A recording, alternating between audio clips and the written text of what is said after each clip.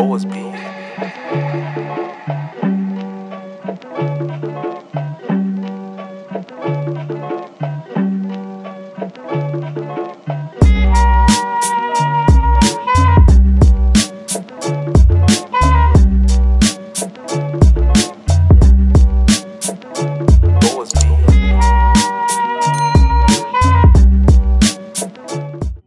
Gars, maa leen di bëggee di leen siyaar di leen wax baa yéen a ngi dal jàmm yéen a ngi cool ça fait un bail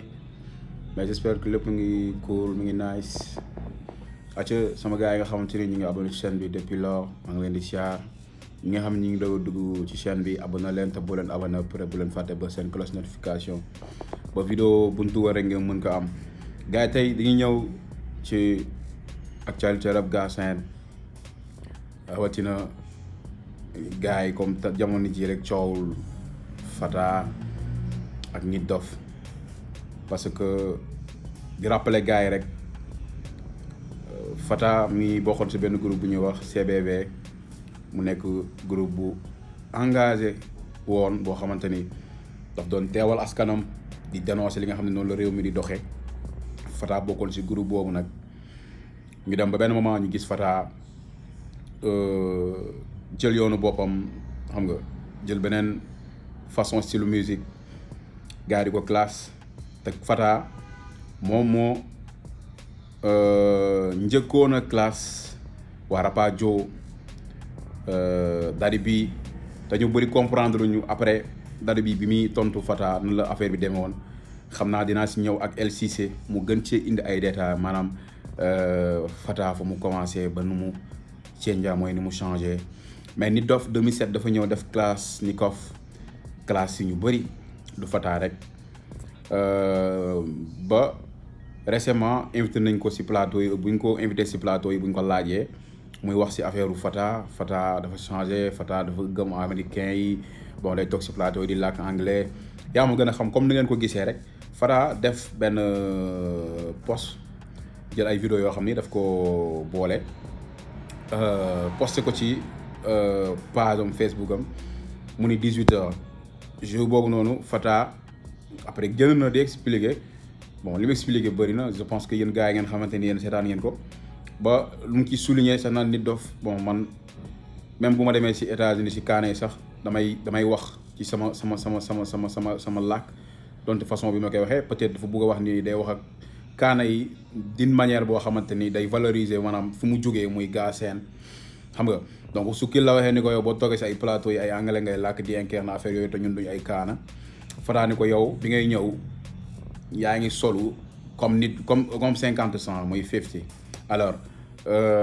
mu nekk polémique boo xamante ni après Nit Doff sax def na benn commentaire muy commentaire bi ngeen di gis nii ci page bu Fata mais lépp daa si Pape mais gars yi avant ñuy dem dama leen di bàyyi ak El Cissé muy grand boo xamante ni ku maîtriser rap jolof la bëri na loo xamante ni xam naa ko grâce moom moo tax dama leen di bàyyi ak El Cissé mu indi leen ci problème maanaam Fata bi mu nekk CBV ak bi muy classe waa Rapadio ak Fata ni mu mujjee. waaw su may wax ci histoire Fata ak Daddy Bibson bon cela ne date pas d'aujourd'hui je pense que bu ñuy rappeler Xuman ak Daddy bi defoon nañ benn album bu ñuy wax Frère Ennemi mën nañu wax que ne sax ci histoire dañu wax que ne moom moo nekk meilleure vente de tous les temps mu nekkoon benn album boo xamoon ne bon en fait defoon na benn écho bu mag ci rap Galsen parce que ku nekk xamoon ne histoire Daddy bi ak P France parce que Daddy Bibson bu mu jugee P France bon amoon na coow comme coow boobu defoon ci benn sound buñ tuddee woon coow li waa P France defoon ko di expliquer histoire bi fa amoon entre Lord Alaaji Sen Soleil ba ci Daddy bi nga xam ne moom dafa mujjoon quitté P France ci la demee Rapadio peut-être jaar na feneen mais pour tënk rek la dem Rapadio bi mu demee Rapadio mu amoon benn classe bu métti wala bi nuñ ko mën a tuddee entre Rapadio ak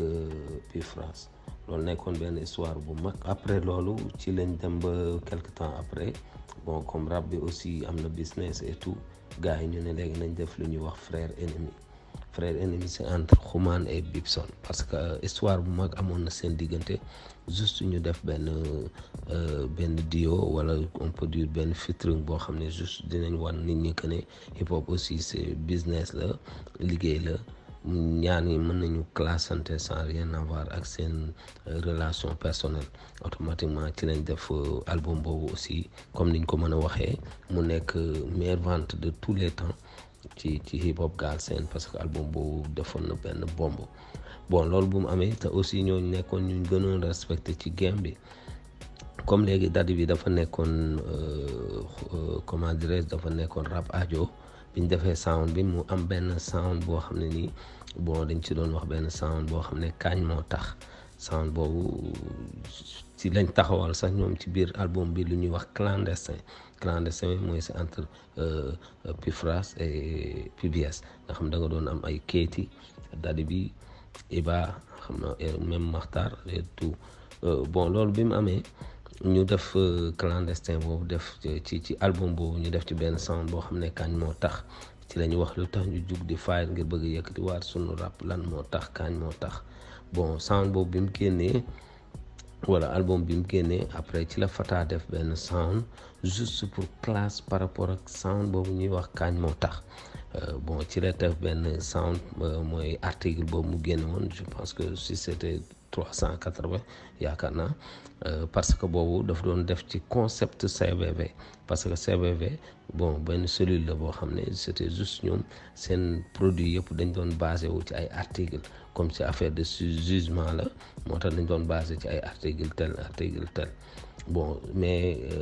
sound boobu Fata kese moo ko defoon du CVV parce que CVV c'est entre Fata et Gogo mais sound boobu Fata moo ko defoon moom personnellement defoon ko benn single classe ci Xuman ak Bibson bi ngi wax foofu naan Lonjon ak géwalu Coggo Ajo parce que géwalu Coggo Ajo la tuddee woon Daddy bi tuddee woon Xuman Lonjon je pense que Xuman amoon na benn sànni bu benn clash bu ndaw bu mu ko defoon ba ne ko booy saaga du ma leen saaga dama leen kàttaa sama kaalaama affaire yu demee noonu mais Daddy bi dafa toppoon histoire boobu aussi doon ci répondre Fata peut-être réponse boobu moo amoon doole sax ba ñu bëri dañuy wax Daddy bi day classe Fata te fekk Fata moom moo classe woon Daddy bi parce que moom moo tooñoon Daddy bi wala boobu moo ko classe woon mais nag comme ñu bëri bi loolu bi muy am bon temps bu yàgg la fekkewuñ bi Xuman bi Daddy bi di riposte wala di waxaat moom lañ jotu dégg léegi loolu dañu jàpp que ne Daddy bi moom moo dal ci kaw Fata or que Fata moom moo daloon ci kaw Daddy bi ak Xuman et tout classe leen bon boobu gëmloo leen que ne rap du ay affaire de maani rap du rap pour xaalis mooy bi mu naan hardcore day nekk ci deret affaire yu demee noonu juste wan leen dana leen hip hop daal du affaire yu am xaalis wala du demee noonu am na sax ay boy yu ko répondre woon waa Inde Kamouf muy Inde Kamouf amoon na rakku Makhtar bu ci nekkoon mais akkanaa mu jéggale mbajum kanam boobu noonu doon ki gën a yees di sàmm ay morom ñu ngi ciy wax Fata sax naan ko jamono yi Makhtar ak Iba avant BMD la woon ak Rap Ajo mu wóor nañu ne kii jaay làmmiñ bu ngand tey karawu bopp la amoon sikkim naqax boktaan saxagul woon maanaam mbocc la woon fils mbocc nga woon ñu koy wax noonu di ko wan que ne ñoom seen relation jiitu woon na lool kon loolu noonu ci la Fata amee benn doole parce que aussi loolu bi muy génn single boobu bi mu koy def avant ñu koy génn ci compil c'était juste maquette la woon te benn émission rap moo fi nekkoon muy Black Label boobu dañ doon wax sax que ne ñoom duñ teg benn sound boo xam ne nii boromam génnewul album juste bi ñuy def ñoom loolu noonu bi mu defee maquette bi affaire bi aussi am doole gars yi jàpp ci jàllale ko muy Black Label c'est entre Junior et Mati 3 Pommes moo mayoon ampleur sound boobu parce que gars yi nañ sax dafa jalgati parce que dana woon ku génnewul album duñ la jàllale te boobu fekkul woon ñoom ñu génne album loolu mooy histoire bi sound boobu def buzz am doole aussi may Fata tur tey ci la Fata amee lu mu mënti am ci tur moom suñ koy wax foofu la ko jëlee mais loolu aussi tourné waat na ñu dem ba peut-être Fata boobu ñu xamoon muy ñor di hardcore bi comme ni ko gars yi doon waxee indiwaat leneen gëmloo nit ñi ne ko na rap business la musique la bu ñu war a amee xaalis kon ça signifie que dañuy gis que ne li mu doon bañ fee ba di classe ñooñu moom dem na ba tourné waat ci façon boobu di def ay mbalax et tout ay xuran ndax comme niñ ko mën a déggee. Bon c'était juste rek niveau bu mu tolloon la ak nu mu waxee, mais niveau boobu aussi dem na ba wàccaat ko nekk ci beneen niveau pour histoire par rapport ak ñi nga xam ne fekkee wuñu woon li amoon. jaajëf bëggee kon ci yeneen rubrique ak yeneen numéro incha allah dinañ ñëw gën leen a faram-fàccee lu bëri ci histoire rap Galsen. C'est entre ay 98 16 17 waree ba 2000 incha allah jaajëf El merci ci leeral yi di la wax big respect kooku mooy El Cissé donc man nag li nga xamante ni donc man sama gis-gis la ci maanaam problème bi am entre Fata Nit Doff lépp daa si pop la ndax Nit Doff bi muy ñëw 2007 booba dafa ñëw def Kalashnikov sound bi bon bëm gars yi bàyyi ko xel ñëw xam nga comme ni ngeen doon saani vidéo yi ceenaas bi nii xam nga yaa ma gën a xam dund affaire u kaana bi nii bon moment boobu fekk na Fata moom tamit mu ngi si nekkal ak Daddy bi xam nga ak ñoom maaraabu ci côté bi di ko classe mais Daddy bi muy fayu si Fata boobu ñu bëri dañoo yaakaar ni Daddy bi moo tooñ Fata fekk ni Fata moo ko njëkkee muy ennemi 10 boobu mu defoon nga xamante ni si doon classe Xomaan Bibson Rapadio. Nit Doff nag bon